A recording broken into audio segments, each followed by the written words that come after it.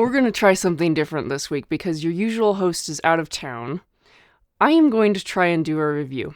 For those of you that don't know me, I'm Emma. I'm usually behind the camera or editing in the editing suite. I make a lot of this stuff on this channel happen. I don't often actually give opinions on the products we cover here. We're going to try it. This video is covering the iFootage Anglerfish SL1 200 BNA. That's a very long name. It's this light right here. Okay, first question. Are you using a rim light or a hair light or anything? We have it set up as our key light in this episode. It is set at 16.8% on the dimmer. Very, very bright. As you can see, we're at f4 on the camera. It can get a lot brighter. The glasses. Okay. All right. Yeah, fair. 5600 Kelvin, so it's meant to mimic daylight. That is one of the purposes that iFootage specifies in their description for this light. So, what is it? It's a 200 watt bicolor LED video light. And because we have another 200 watt video light that we really like, that's the Amaran 200XS, that will be our comparison point for this video. So, details on this light, on the Anglerfish. It's a great name for a light, by the way. Alright, about the iFootage. You have a tunable color range on this light from 2700 to 6500 Kelvin, and like I said, it's designed to mimic daylight, so that gives you a nice big range within which you can color match to anything that's coming in windows. We're not doing that right now. I have all the windows blocked off so you can see just this light on its own. iFootage claims an SSI of 91.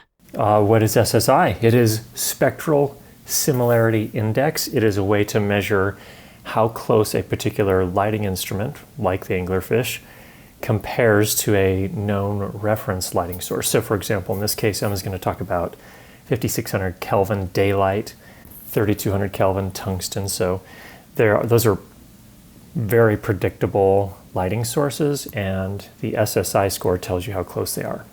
That is achieved generally by eliminating the big blue spike of light that occurs around 440 nanometers when you look at the spectrum graphs of a light's output. They also use a, quote, innovative honeycomb chip array, which is supposed to distribute light more evenly than traditional LED grids. And here's a comparison between the grid, the honeycomb grid, on the SL1 versus on the Amaran. And you can see that the Amaran has the vertical stripes versus this one, and here's a close-up, which has the honeycomb pattern. Now, that honeycomb pattern, where that could be useful in practical terms is if you put a set of barn doors on the front of the light and cut the light, do you get kind of a weird fringing pattern, or do you get a nice clean cut? So, other noteworthy features on this light. It is compatible with all standard Bowens mount accessories. So right now in this key light setup, I've got it on a stand, on a C-stand, with the Aperture Light Dome 3 on the front. That's our usual key light modifier. So you can compare it to other key light setups that we've done, see how it looks versus those. I would not go any bigger than that. It's a smaller light than most of the aperture lights that we use as key lights. You don't want to tip it over. So anything as big as the Light Dome 3 or smaller. Lanterns are great. Barn doors, appropriately sized Fresnel lenses, all safe bet.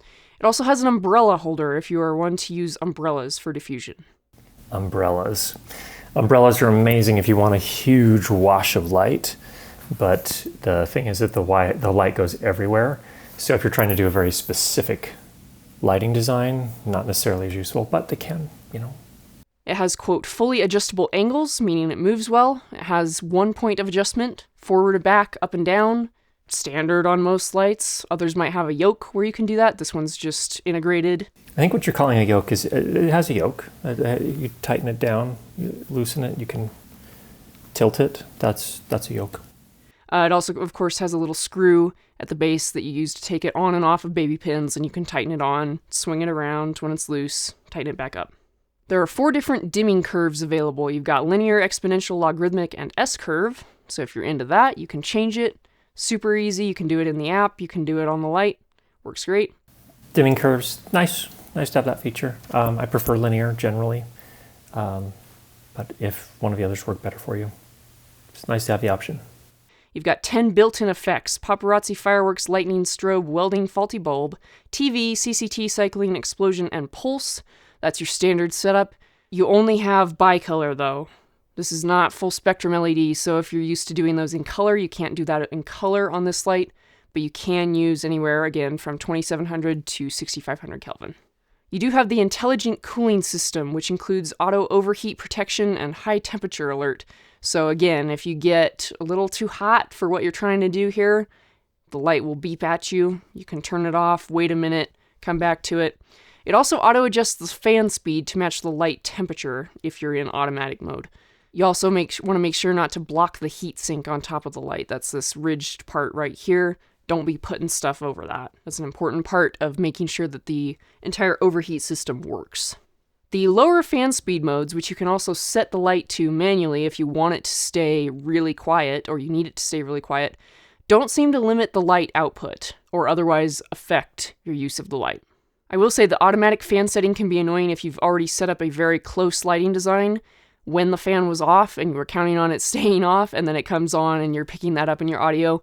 That's the only time it could possibly be problematic. Just be careful about which mode you're in if that's important to your setup. So what does it do in the low? Like if I crank the light to 100% and I turn it into quiet or ultra quiet mode, what does it do? Does it shut off at some point? All right, some of the more detailed tests we've done. Photometrics. iFootage claimed an SSI of 91 for this light. That was indeed true in our tests of the SSIT score, tungsten, at 3200 Kelvin. That was 91. And we also measured an SSID, daylight, of 83 at 5500 Kelvin. The Amaran 200XS, on the other hand, scored an SSID of 90, so it still holds a small edge over this one, although those are both good high-quality scores. This light's good in terms of color quality, and they went about it a different way than Aperture did. Aperture actually tried to add to the left side of the spectral graph some of that light. They used two different types of blue to fill that out. What iFootage did instead was to try and really, really manage that typical blue spike that you see from LED lights. And there's always this trade-off with LED lights of if you... LEDs by nature are blue, but to make them fill out the other parts of the color spectrum, they have to put phosphors in them, which essentially lose some of the light output when you do that. So you can get more accurate light, but you're getting less light when you do that. And so there's always this trade-off. And what iFootage has done is a pretty good approach. Here's a clip from our flicker test. We turn it down anywhere below 10%, shoot at a high frame rate, see what we get. This is pretty flickery compared to other lights we've done. I do not believe the Amaran 200XS looks like this at comparable levels. So if you're going to be shooting in low light at a high frame rate with not a very intense light, this is what it'll look like. Short story on the dimmer, don't use it below 10%. It's not usable. Above 10%, we didn't have any problems. The effects suite. Are they better than Aperture's? No, I don't think so. I was particularly unimpressed with welding, which was just a continual and evenly spaced series of flashes no matter how I adjusted the parameters. Do with that what you will. If effects are super important to you, I would not recommend this. They may get better as firmware updates go on and roll out, but as of right now, I did not find them particularly convincing. The build quality. Body of the light seems substantial. It's all plastic, though. It's not flimsy plastic, but it is plastic. So use your own judgment and the context of what you will be doing with your lights to decide on that. The Bowens mount, as far as I could tell, I stuck my pinkies down in there to feel around and see what it was. I am pretty sure that's all plastic down in there. Otherwise, the quality is generally, I would say, the same as the 200XS. I prefer how they finish their plastic at Aperture and Amaran. It might be that it's slightly thicker. I don't know. I prefer it. The other thing I prefer about the Amaran and other Aperture lights is that the points of adjustment seem more sturdy.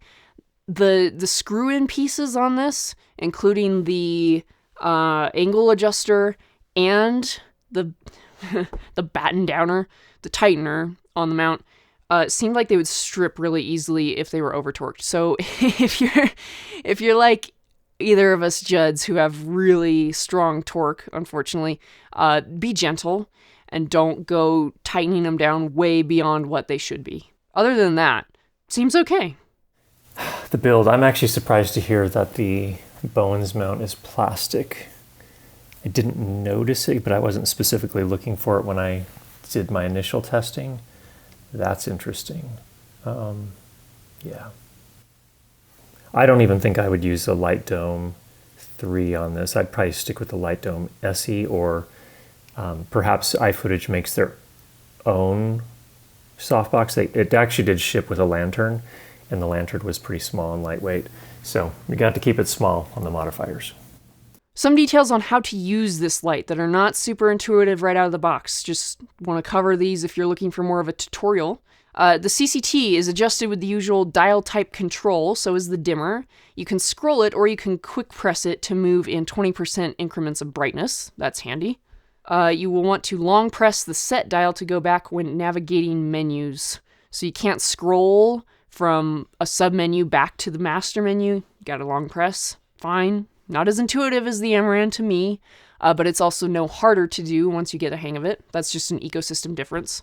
iFootage recommends that you set this up on their round base monopod, which is not quite as immovable as a C-stand in terms of stability. It does have a wide, round metal base, and I would still sandbag that just to be safe and set it only on hard, flat, even surfaces so you don't get any chance of tipping it over. It is not as good in terms of overall durability as a C-stand, though it's still better than budget light stands, so if you're looking to upgrade, that's great. I would still go with C-stands, especially if you're going to be using bigger modifiers, because then you have that time-tested assurance that it will not tip over. Still use your sandbags, though. I honestly found it too easy to accidentally unlock the height adjusters when grabbing this stand by the stock and moving it around. It's probably best then for more permanent in-studio use, so if you're going to set it down somewhere and you're going to keep it there. The height adjustment that's quick unlock, though, is pretty handy. Again, I would not take this on location. The good thing about this stand is that it does indeed save space, as the website points out. The base is flat instead of raised, so it's less of a trip hazard, and you can walk right over it without having to skirt all these turtle-base C-stands. Another cool thing about this stand is that it can also be used for things other than lights up to 20 pounds. So you can put cameras, recorders, it's got that standard size screw mount underneath the pin adapter, also useful. It's clearly been well thought out for thorough and diverse in-studio use. The stand is actually interesting to me. Yes, we have C-stands in our studio and that's what we mainly use. I think where the round base stand from iFootage fits in is if you're trying to put a light or some other something like behind a desk where you don't have a lot of space, C-stands do not fit well there. Like if you've got the 3 legs, it's sometimes really, really hard to fit them behind a desk. This could fit in those circumstances or any other sort of space constrained kind of area you're trying to go in. So it's actually a pretty interesting stand. Yeah, I would agree. It sits between a C-stand in terms of like durability and ruggedness, between a C-stand and one of those very light travel stands, those folding travel stands for lights. So somewhere in the middle between those two, but really good at fitting in tight spaces. Now there is a companion app comparable to Sidus Link, which is called Lumin Plus for this ecosystem of lights. And in that app you can control the brightness, color temp, as well as user presets. You can save those as well. You can do syncing to music and multi-lamp control. It connects via Bluetooth, of course, as usual, and you do have to do a Bluetooth reset on the light before you pair it with your device for the first time. Easy, it's in the menus. You can also make further adjustments beyond what's on the light itself to the built-in effects suite using the app. That's handy. How does Lumin Plus compare to Sidus Link? Well, you have to make an account. I know some people don't like that. It doesn't particularly bother me, although yes, you should be able to use the app without putting your information in. It's a fine app. It doesn't seem buggy, clunky, etc. It's easy to connect to the light and it's easy to use. It's intuitive. It's all in one place. Everything you need is right there. It's great. Some apps you get and you think to yourself, gee, this looks like it's from the 90s. I know there weren't apps in the 90s. However, some of them make you think that. This one's pretty sleek. It's not exactly like Sidus Link, but it's not horrible either. The one thing about it that was horrible is the music syncing, which is a bummer because I was looking forward to showing you that. But that is just not a fully fledged feature yet. It requires microphone access on the device you're using, so it's taking microphone input on your chintzy phone or iPad or tablet speakers and using that as the input data, and it doesn't interpret any average musical elements very well at all. It just ends up being a sickening mash of frenzied flashing, which also looks really weird with just CCT available to you. It has potential for, I think, an RGB light. It doesn't work on this one. So that is not roller disco approved. Sorry, just stay away from the music sync. So, if this is sounding like a good deal to you, you can get it for $369 USD at the time of this review, and compare that, of course, to the price for the 200XS, which goes right now for $349. So this and all of these features are $20 more than the Amaran. Your choice. You can register your light with iFootage to get 3-year hardware coverage and 1-year electronic warranty coverage if you bought it direct from their website. This is an important detail. If you bought it from a third-party site, you will only qualify for 1 year of coverage in each of those areas. So if you want the longer coverage, make sure you buy it direct from iFootage. All right, and after all that, my take. Well, it's a fine light, and it's honestly color accurate enough that it could probably be truly useful in a variety of roles, including as a key light, like we're doing here. And you could probably color match with it if you need to do that. I will say that the iFootage ecosystem seems to be optimized for creators working in studios rather than professionals toting around a lighting kit on location. I'm not sure I would trust this to hold up super well in the field over a long period of time and heavy use on set. On the other hand, in my experience, Aperture and Amaran fixtures are of just higher quality enough to make them able to do both, and that's what gives me probably my Aperture and Amaran bias. I don't agree. I don't think, well, the Amarans, I think, are also something that I wouldn't trust to take on location every day, too. I'm not sure how well they'd hold up. I haven't done that with them because, of course, we have the Aperture lights, which are definitely built for that kind of situation, but I'm not convinced that Amaran are really daily location use lights either. So in the end, I view this as a competitor to the 200XS.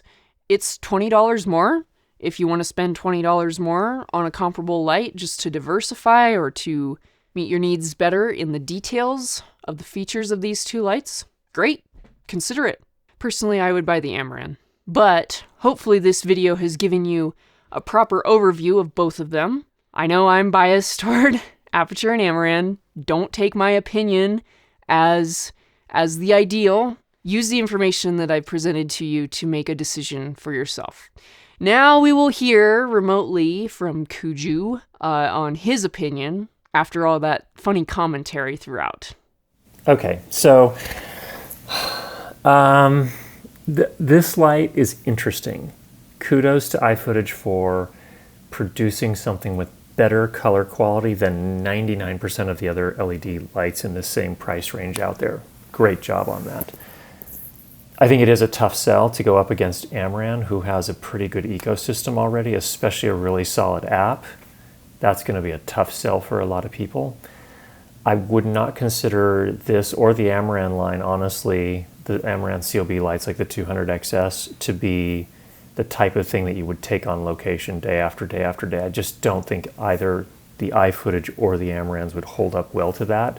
So I see that the same. I think one advantage potentially for the iFootage is that those low, or like the quiet and ultra quiet modes on the fan, you don't get that control on the Amaran 200XS. And if you're doing kind of sound sensitive type things with the light in quite close, that could be a useful feature, again, assuming that it doesn't shorten the life of your LED too much or do, wild, unpredictable things with the fan. Like suddenly it kicks in, like once it hits a certain temperature, it has to turn itself on. Or if it doesn't limit the light output in any way. So those are kind of dangerous things as far as longevity is concerned when you come to those lights. But overall, I'd say good light. I'd probably be with you, Emma. I'd probably choose the Amaran, unless I was doing something really sound sensitive where I need to have the light in really, really close all the time. That's where the iFootage might have an advantage.